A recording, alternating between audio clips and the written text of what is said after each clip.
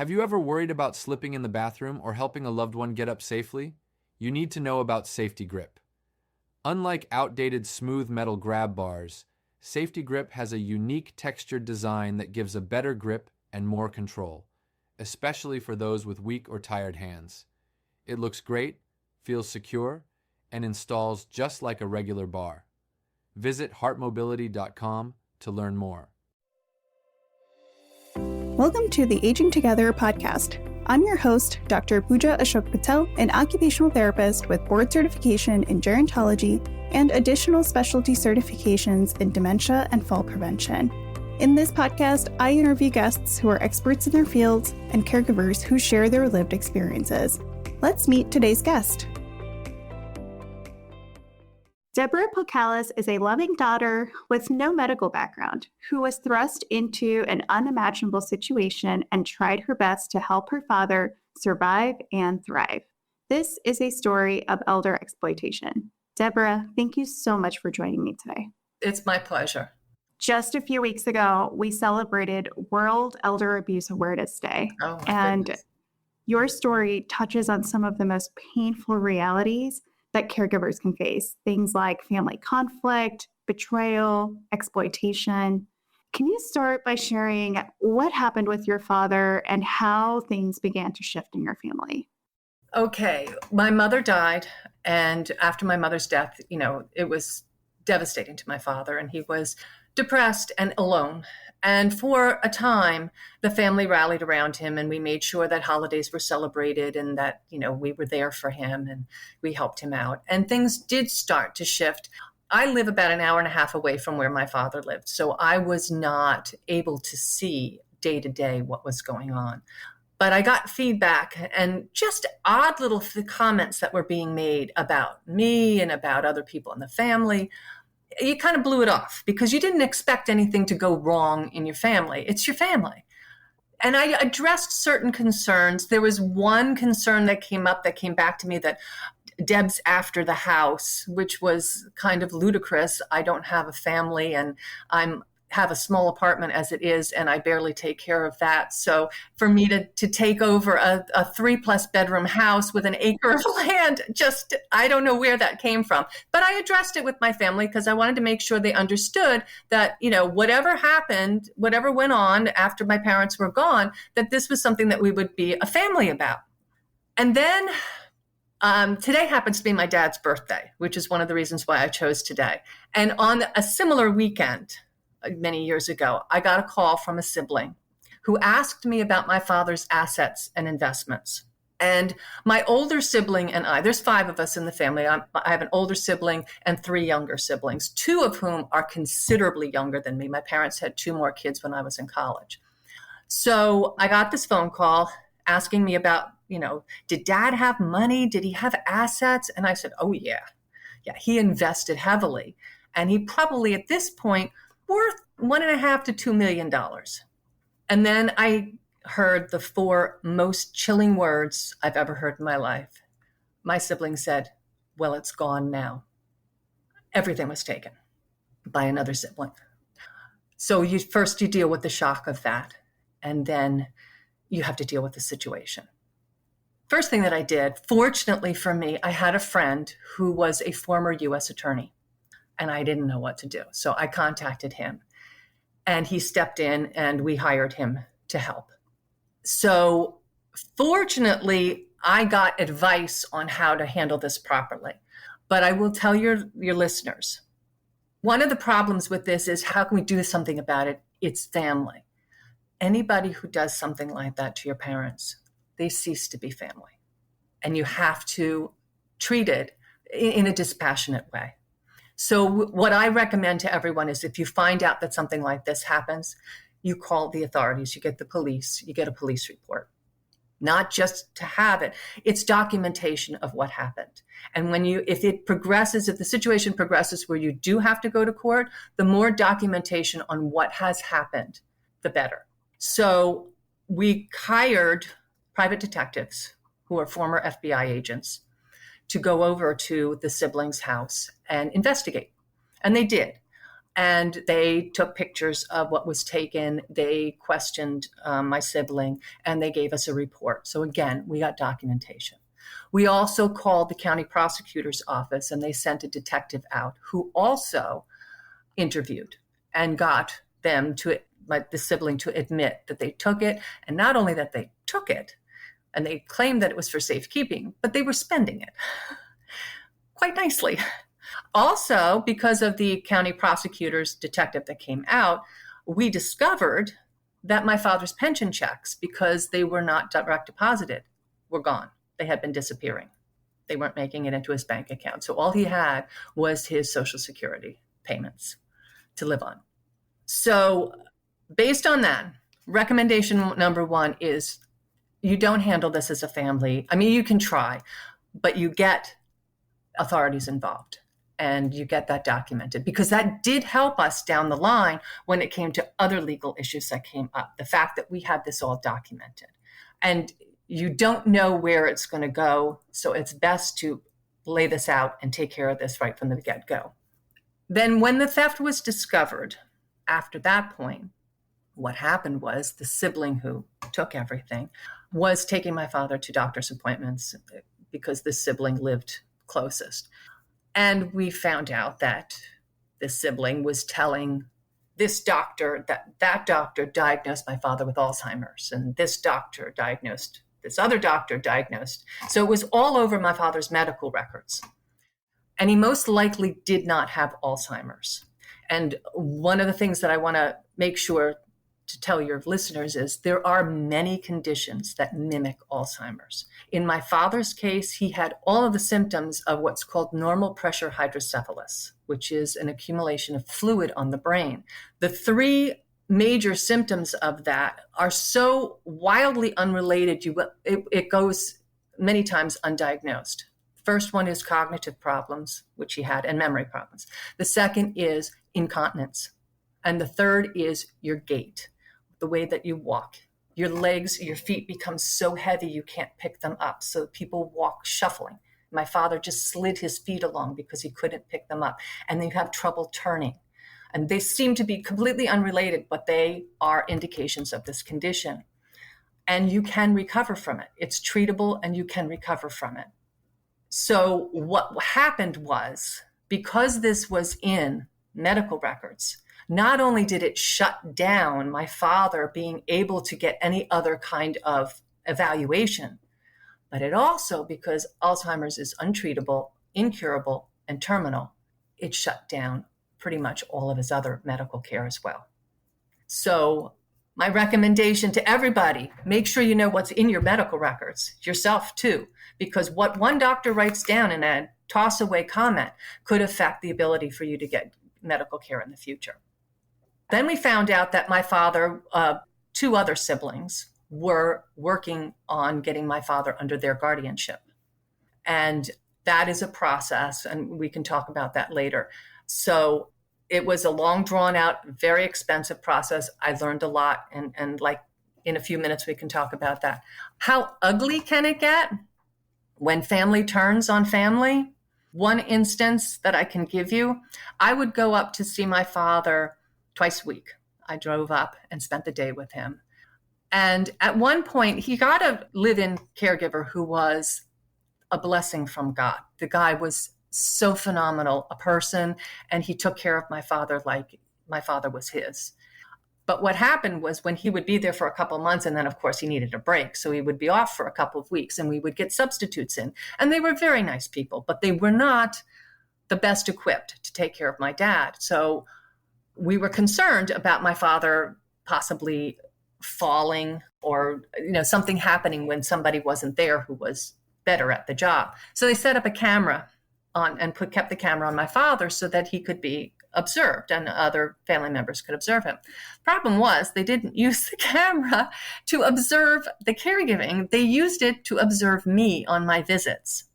So my visits became, I would do something with my dad. I'd be sitting with my dad, and like one time I wiped his face with a tissue.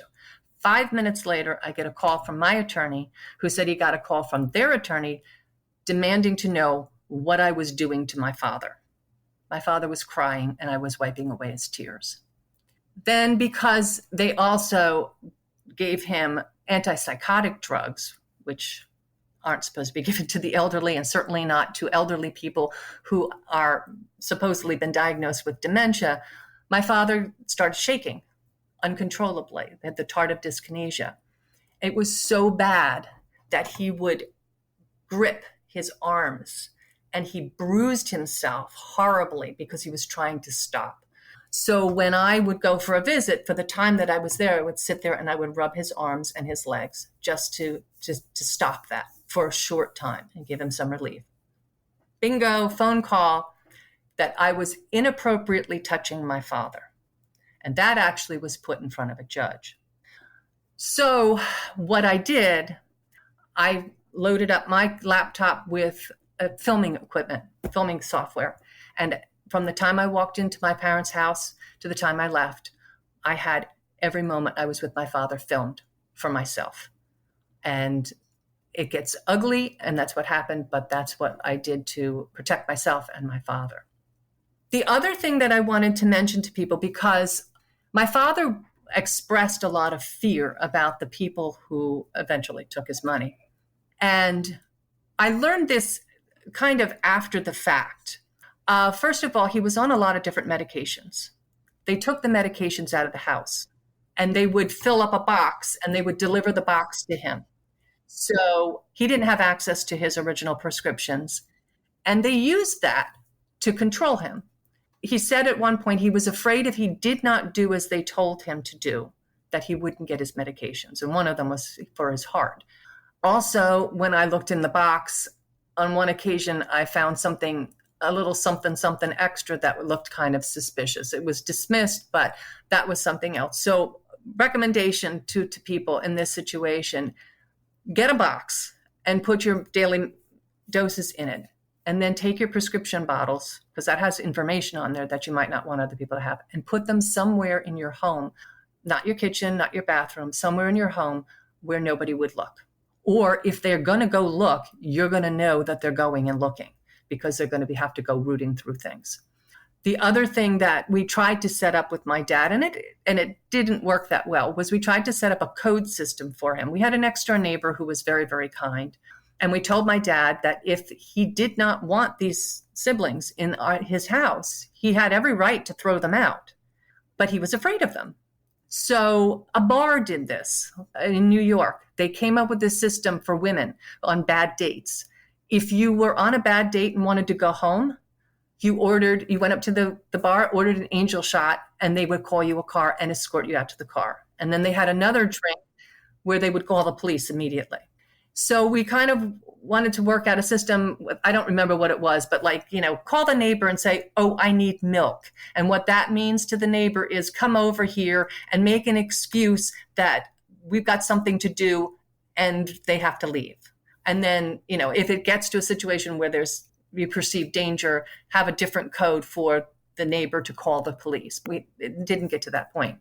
And it didn't really work because my father was really afraid that they would withhold his medications if he didn't let them in the house, if he didn't change his will, if he didn't change his paperwork, all that kind of stuff. So he did their bidding, and that's where it ended up. I fought a good fight.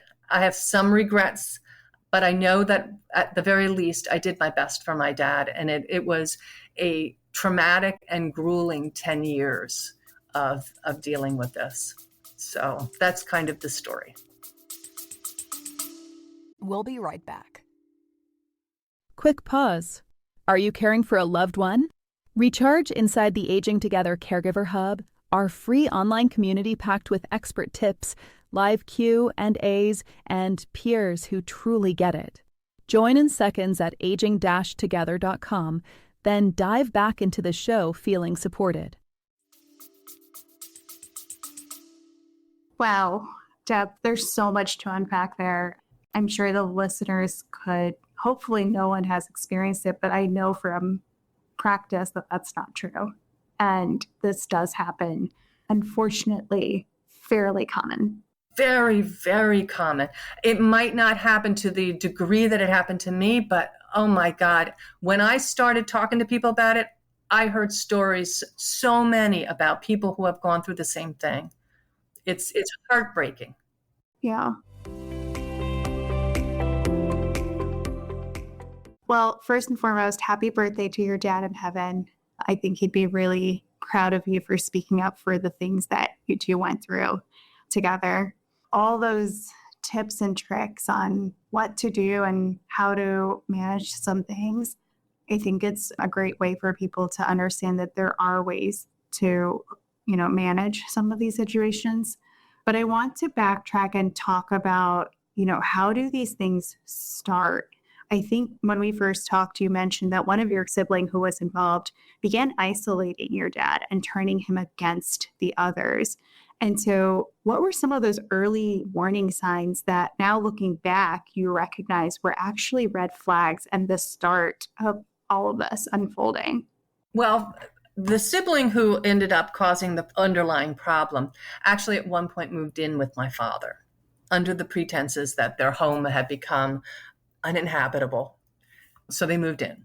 And I will say this, I don't know why I started, but I started keeping not a journal, but writing down what happened.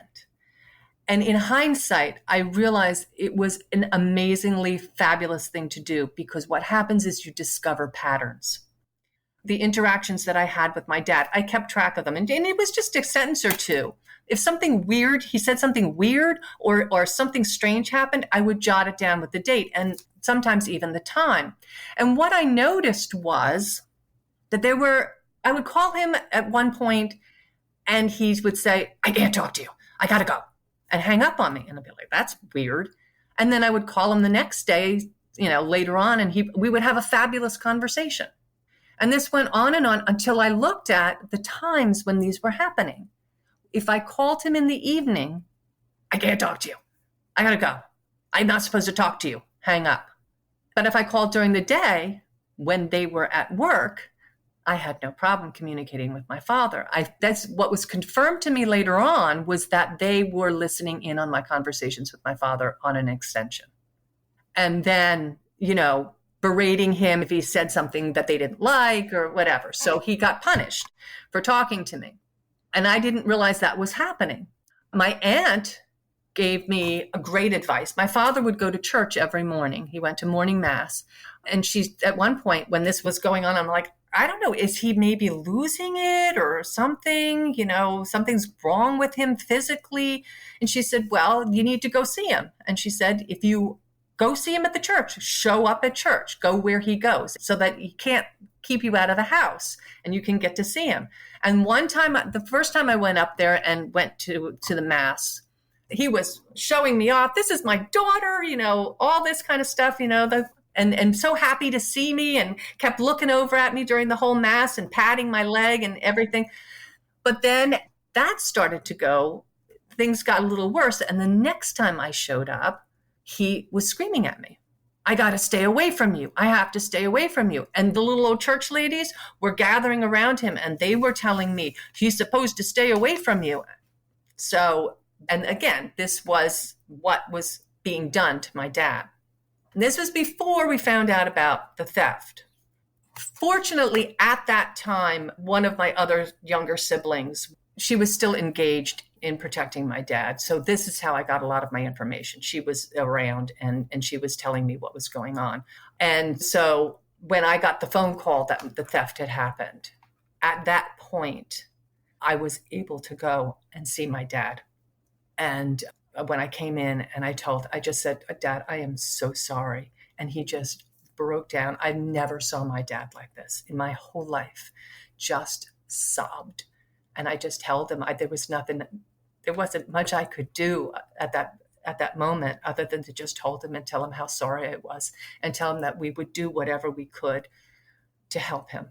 And actually, after that moment, he apologized to me for the way that he had treated me, because he said, I didn't know. I was being told things about you and I didn't know whether or not they were true.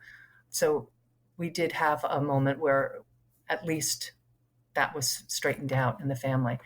But the isolation for my dad, they took his car keys. They would not let him drive.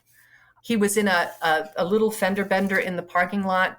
He pulled out of a parking space and there were big cars in between two people. And so they came out and met in the middle, and it was an accident, but he was treated as being somebody who was not going to drive, and they took his car keys. So he was isolated in the house as well. They went through his mail.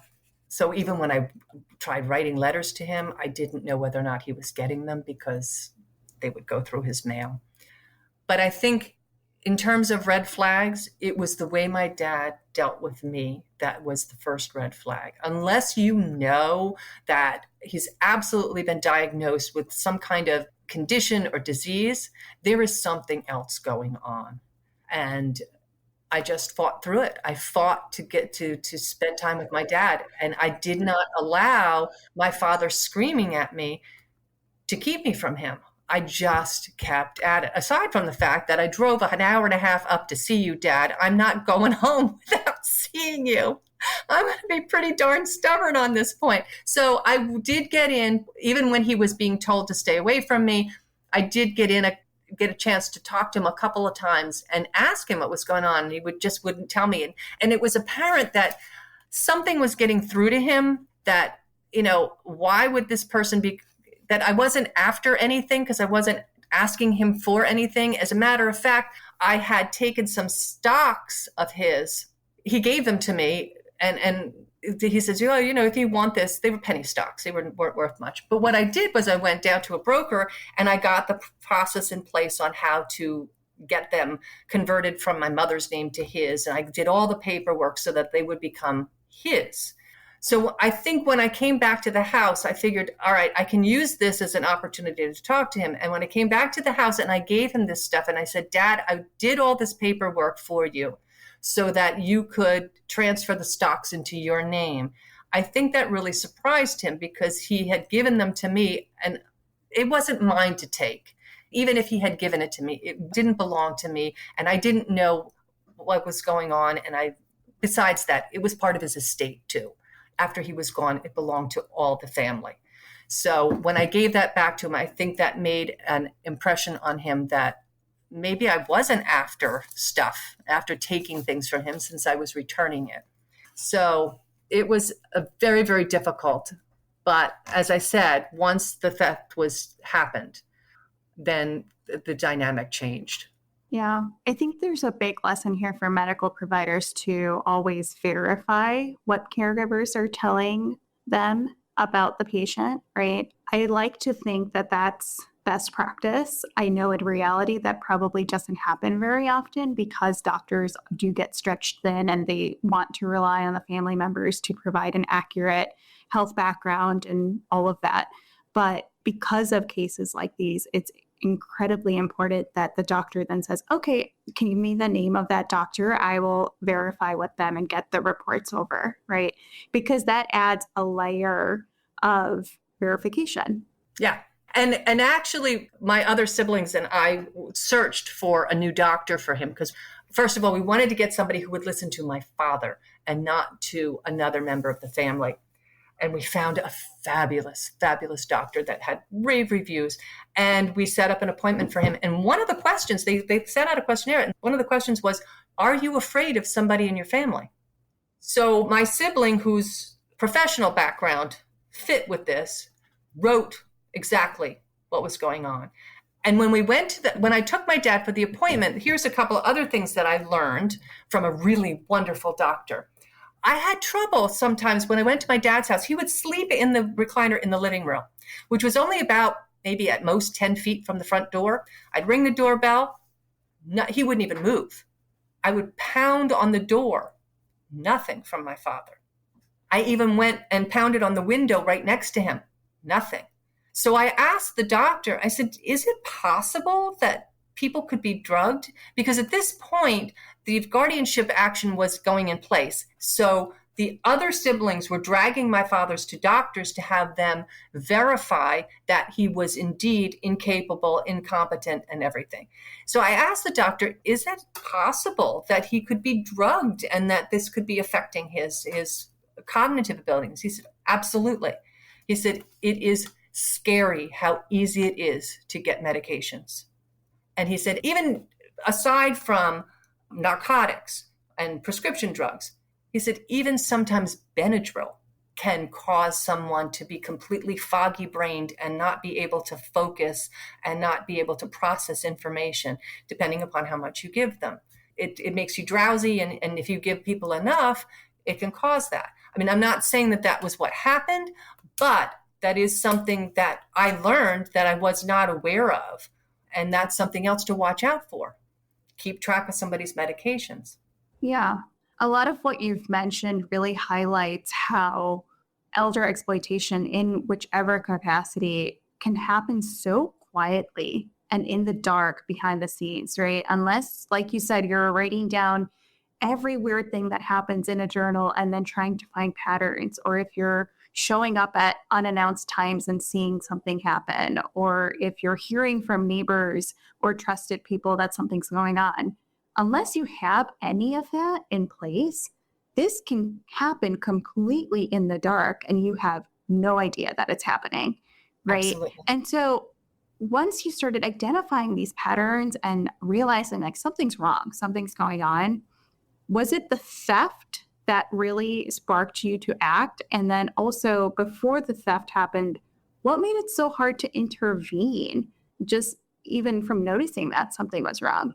It's hard to intervene. Like I said, my father was being isolated and he was pushing me away. So that made it nearly impossible. And yes, what happened was the triggering of incident was the theft. And in that moment, my father finally realized that there were people who harmed him, that he had trusted, and it broke that trust. And when that trust was broken with those people, it gave me an opportunity to step in and do something. In another, if you don't have an incident like that, the only thing that I can recommend is what I saw with my father in that one moment when I gave him back his possessions and said, "Here, Dad, these are yours." And he realized, there was a moment of realization that, well, maybe I could be wrong about her. So if you're in that situation and you suspect that somebody is bad-mouthing you, the best thing that I can recommend is to show up and show who you really are. Don't engage in the bad-mouthing of other people. Just keep reinforcing with that person that you're there to help them, that you want them to thrive, you want them to be happy. What can I do to make sure you're cared for, to make sure you're happy? I don't want anything from you. I want, you took care of me the whole time I was growing up. This is my opportunity to take care of you. What can I do for you? And if you keep it on that level and you keep showing up that way, it makes it more difficult for people to say that you have some kind of nefarious agenda. It's not guaranteed because, people do behave that way when they want something too. But the more that you demonstrate that you are there for them, to take care of them and to look after them and to be supportive of them, it can help. Yeah, I really agree with how you mentioned, like, don't drop to their level and start bad-mouthing them, right? Like, then it turns into a blame game, a he said, she said situation. But instead, just show up as yourself and offer and show really, like, here's who I am, here's what I'm here for, how can I help you, versus even addressing all the other stuff that might be happening behind the scenes. And if you do get an opening, because I did, to ask them why they feel that way about you. Was it something that I did? Maybe I made a mistake. Did I do something wrong? Or, did you think that I did something to hurt you? Tell me what it is so that I can make it right. If I did screw up, let me make it right. Yeah. And take those opportunities too. Something you mentioned early on is guardianship and all of that was going on in the background. Legal systems are overwhelming as they are, right? There's so much paperwork, there's so many logistics, there's so many policies and regulations around paperwork and just next of kin, especially when there's so many siblings involved, right? And so it's extra overwhelming in situations like this. What did you learn through the guardianship process that you wish more families understood ahead of time? And for our listeners, maybe explain what does guardianship mean and what does that look like? Well, guardianship is also called conservatorship. And, we've heard of Britney Spears, we've heard of Wendy Williams, and it's where somebody else is appointed to make your decisions for you. And the one point that I want to make sure everybody understands is guardianship is not hard and fast. It can be negotiated. What we came up with was a guardianship agreement. And there were terms in there that we negotiated. Some of them I did not like. Some of them I'm glad we did. For example, one of the things that we said was that all of the children had HIPAA rights from my dad. So we had the rights to get his medical records. We had the right to talk to his doctors. Now, we didn't have, if we weren't the guardians, we could not make medical decisions for him, but we did have the right to contact and speak to doctors, which I took liberal advantage of, trying to get my father the care that he should have had. You can negotiate things like, in there it said you can't disparage each other in front of your father, that everybody was able to visit and there was going to be no restrictions on visiting. You can negotiate, and this is one thing I wish I had thought to do. The doctor that my father really loved, they didn't want him going to him anymore. You can negotiate who his medical care team is. All of those things, whatever your concerns are about in your specific circumstances, if you're not able to be the guardian for whatever reason, and you've got kind of the family flake, there's a flaky person in the family, and they're the only possible person who's available to be in that position, you can put guardrails in place to make sure that they do the job the way they're supposed to. But I will say this, it is very difficult to change or get rid of a guardianship because the court system doesn't like to do that. It takes forever. It's hugely expensive. So if you feel that you are the best person to be the guardian of the person in question, you fight for it, everything you've got.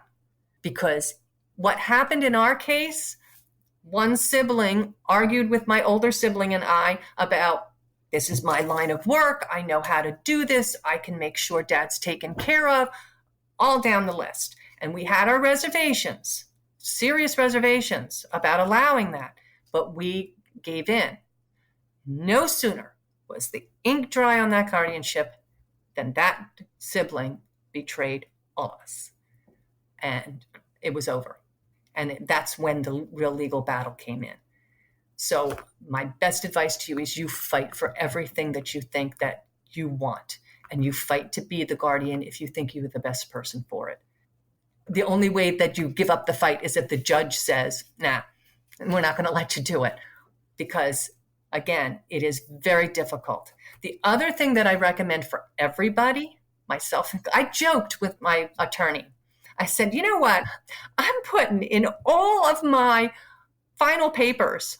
I want a restraining order on all of my siblings. And my attorney came back to me and says, well, if you have the person you want being your power of attorney or whatever, you're good. No, because my father had it set up.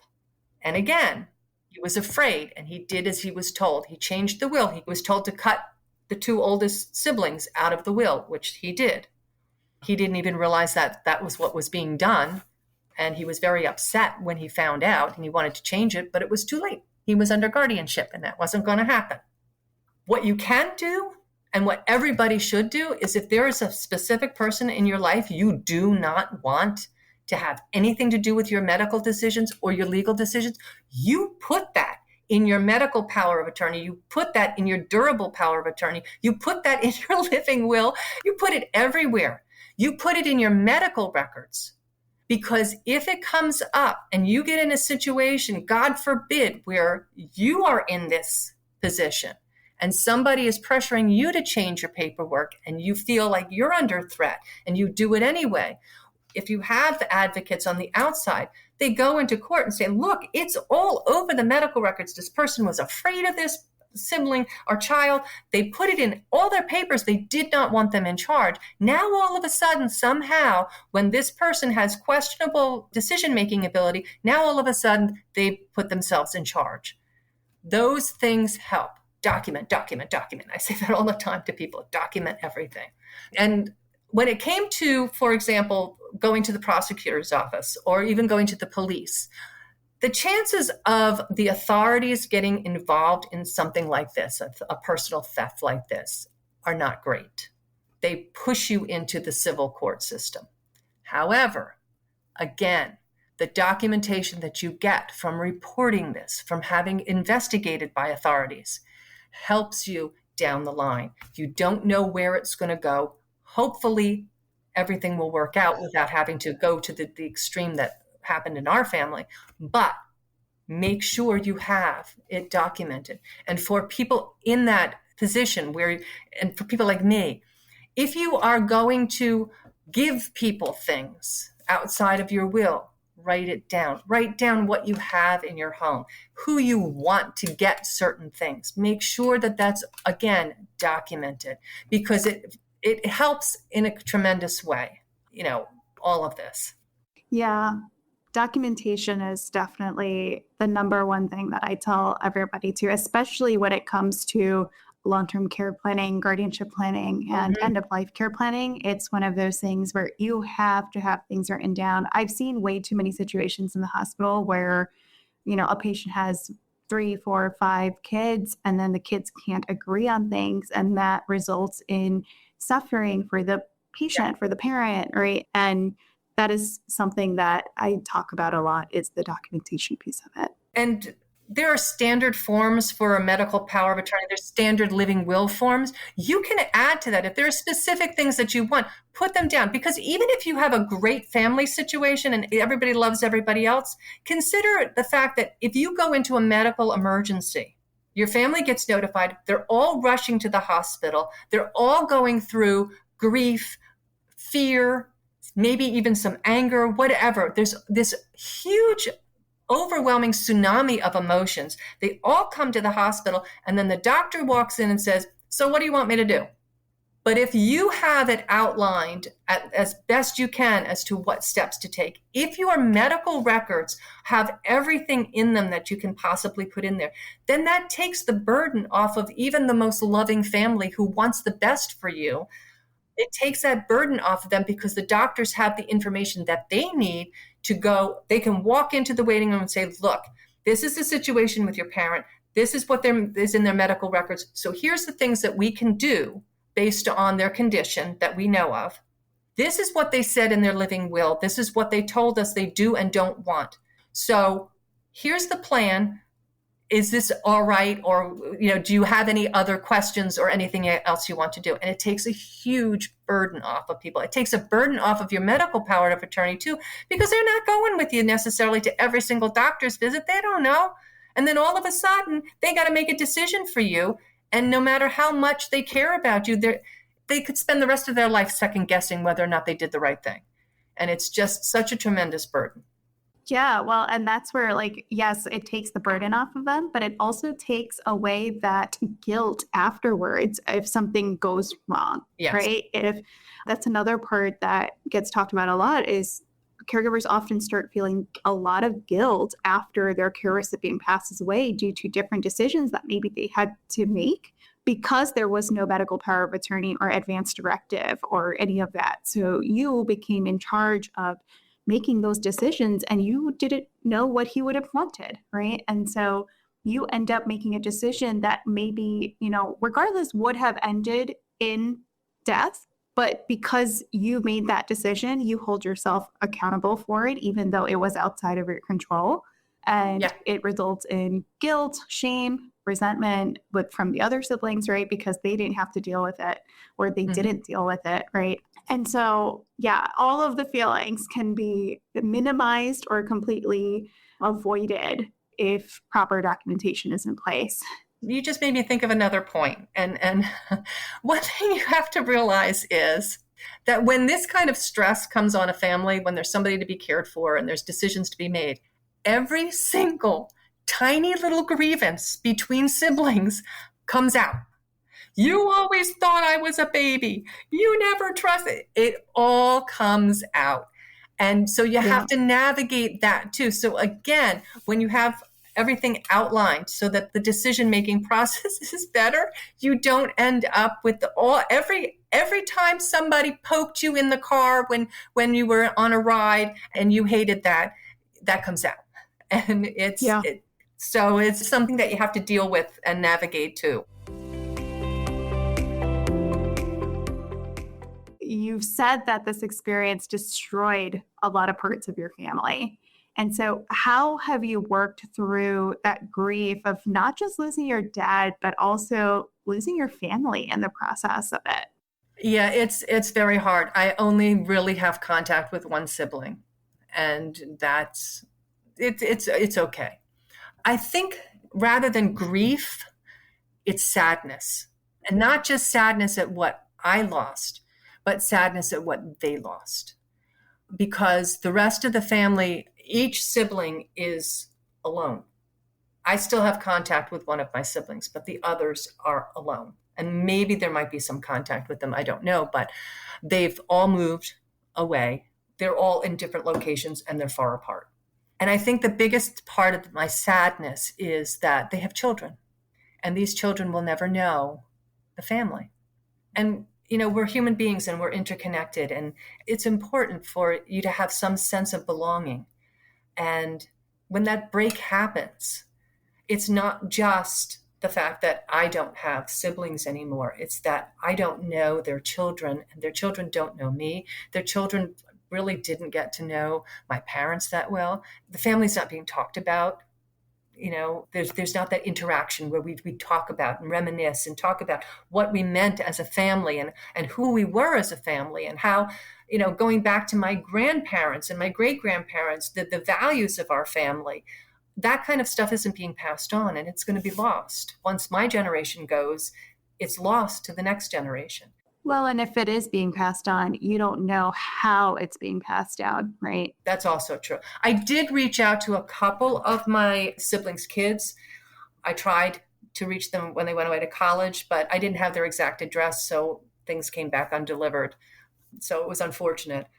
But, it is what it is. And yeah, it's sad, because when I talk to a cousin of mine and my father's sister, and we talk a lot about the family get-togethers and we reminisce, and it was so happy, and it was so much fun to be together, and doesn't exist anymore. So it's not so much grieving the loss as it is just a profound sadness that it's not there anymore. And I keep the relationships that I have with my family, and I still have that connection to my heritage and my ancestry. So I didn't lose a tremendous amount, and I just hang on to that and stay with the people that, have been around, and build the family that I have, and carry on the way my parents lived family with the people who are left. And, it is what it is. That's pretty much all you can do.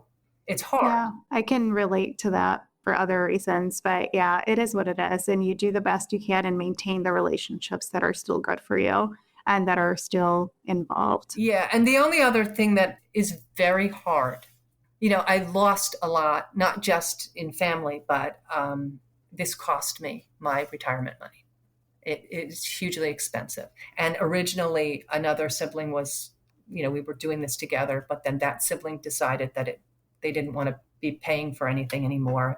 And so in the middle of the worst of it, I was basically abandoned. I went through a whole lot, basically all my money. I had my own business. It was doing really, really well. But because of the extraordinary expenses, all of the money that the business made went into paying for my living and also for legal fees. So I didn't have the money to put back into my business. So this is 6 years after my father's death, and it's still a struggle. And the hard part is, and it's a lesson I learned and I'm still working on, it's very easy to start resenting people. You see the other relatives, they're comfortable, they're living well, not phenomenally well, but they can meet their expenses. And then I'm struggling. It's very easy to get into resentment, but it does absolutely nothing for you to do that, because ultimately it's not going to affect the people who are, living nicely in their homes and whatever. It's not going to affect them. They don't care. And the only person it's going to hurt is you, because it's going to be an obstacle for you being able to move forward in your life. And it is a very hard thing to do, because every time you get hit with something else, another difficulty, it is so easy and so human to lapse into, why me? Look at everybody else, whatever it is. That's the biggest thing that you have to fight. And what I have to do in those instances is say, okay, I'm in this situation. Was it worth it? Yes, it was. With all that I lost, if I had to go back in time and do it again, I would do it again without hesitation. So when I know that whatever negative circumstances happened to me, that I did what I felt was right and I did what I felt was best, I have to keep reminding myself of that. Yeah. You told me that you were eventually able to spend time with your dad at the end of his life.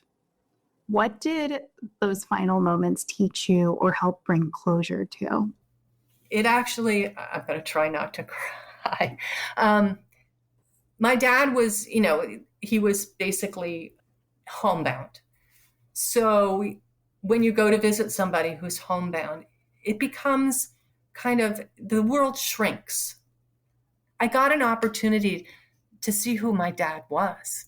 You spend your life, your parents, the authority figures in your life, they tell you can't do something. You say, I hate you, and you rebel and all this. And then you go off into the world and you make your own life. And how much do you really know about your parents?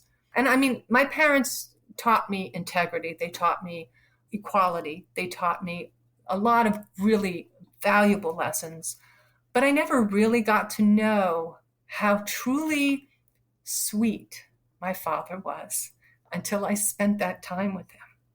And we talked about things. And he loved movie musicals. So that's what we spent our time doing, watching Fred Astaire and Gene Kelly movies. But it also gave me a chance to appreciate, to step back and to see everything that he gave me in my life, the lessons that he taught me that to this day have formed who I am. And it gave me a chance to appreciate that and share that with him. It was, aside from the you can't disparage your siblings rule in the guardianship agreement, I knew my father had not much time left. And I wanted him to know that his life mattered. Not just to me, but to all the people he came in contact with in his life. I wanted him to understand how much I appreciated what he gave, not just to me, but to other people. He fought corruption in our township. He taught me that you just keep going, you keep fighting. Even if it's impossible and you're not going to win, the battle is worth it. He taught me that there are no people who are better than others. Everybody is the same, and you treat everybody the same. My parents taught me about integrity, and I went through these lessons that my dad gave me. And at one point, he stopped me, put his hand on my arm, and he said, "Thank you. I needed to know that." So, and that's what I told a friend of mine was going through the same thing. Her mother was in a hospice. And she was all over the place. She was worried and everything about her mother. And, I got to get her this care and that care. I said, no, you need to spend the time with her. You're never going to get that back. And in those moments that you share, those are the happiest memories I have of my dad, or the times I spent with him when he was homebound. Those are the moments I cherish the most, because I made the most of those times I had with him. And there was nothing else distracting us. And in some ways, it was even better because there were no distractions. It was just us, two people, I would not have given that up for anything. I think that's a really powerful not just story, but a powerful lesson in end of life, right? Something that stuck with me that you said the first time we chatted was that spending time with them is never something that you're going to regret. Yeah. And No. I think that's such a wonderful outlook on end of life care in general.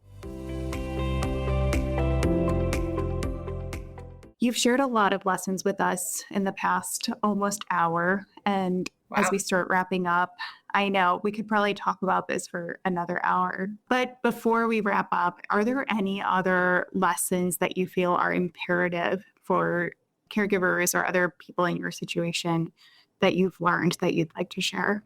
I think the most important lesson, particularly when you're dealing with a family dynamic, is once you make a decision that you are going to give whatever level of care that you give, that's your decision to make.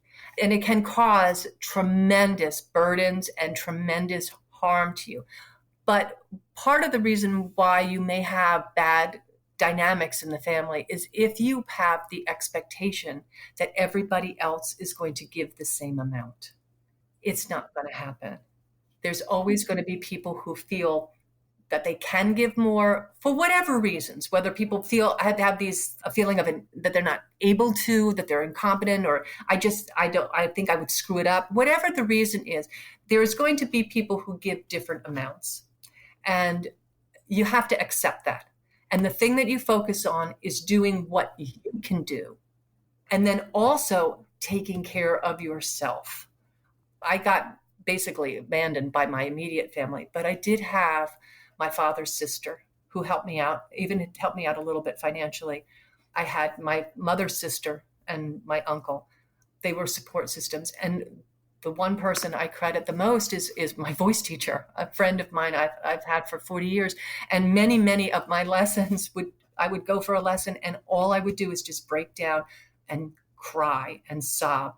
And she never told me what to do. She never said, oh, you shouldn't feel that way. She just let me feel and let me get this out. And if you have people like that around you, it might not be your family. Those are the people you go to. Or, if you can, find a really good therapist, because dealing with a lot of this, it's so much of an overwhelming emotion. I still have certain things that give me PTSD about this.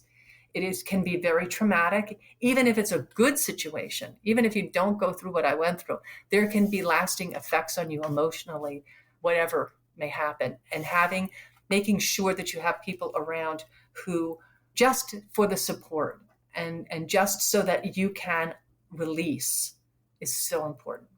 Deborah, thank you so much for sharing such a powerful personal story with us. I'm so grateful to you. It was a pleasure being here. And I hope I can offer people some help if they're navigating the same situations. Yeah. Thank you for listening to the Aging Together podcast. This episode was produced by me, Dr. Pooja A. Patel, in partnership with Natural Eye Media, and is supported by our Season 4 sponsor, Safety Grip by Heart Mobility. To learn more about them, check out our Sponsor Spotlight episode. If today's conversation helped you, please follow the show, share it with a friend, and leave a quick rating or review. Your support keeps the podcast free, ad-light, and growing. Want more? Join our live sessions every other Wednesday and unlock the subscriber-only audio replays through the link in the show notes. Until next time, let's keep learning and aging together. Take care. Aging, illness, and injury can make the simplest movements feel daunting. That's why Safety Grip was designed with compassion at its core. Its deep, textured surface offers real control, especially for hands weakened by arthritis, neuropathy, or stroke, helping restore not just safety, but dignity. Because when you or someone you love needs support, it should feel like someone's there to help.